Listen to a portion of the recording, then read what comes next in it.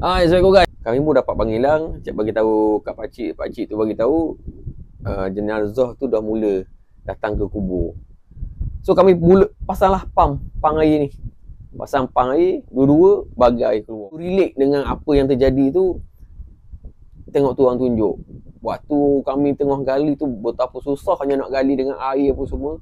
Bila jenazah dah sampai, air semua dah stop. Air yang keluar bang cerita tu. So aku nak kongsi dengan korang lah cerita tu. Pihak camp dah hantar 5 orang ke tanah perkuburan. Kami tengah gali, dia keluar air. Keluar macam air mata air keluar kan.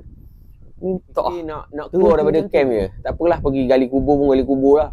Aku dengan kawan aku ni pergilah. Air mula keluar. Pengalaman aku lah yang aku ingat masa tu.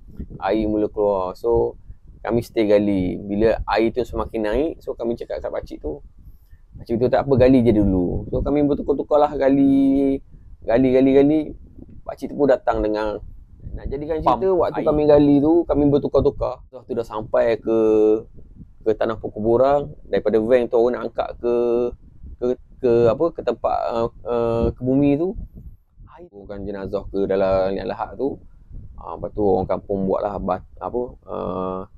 gumpalan tanah tu apa letak di jenazah apa semua. Tahu arwah ni memang suka tolong orang. Dia suka memudahkan kerja orang.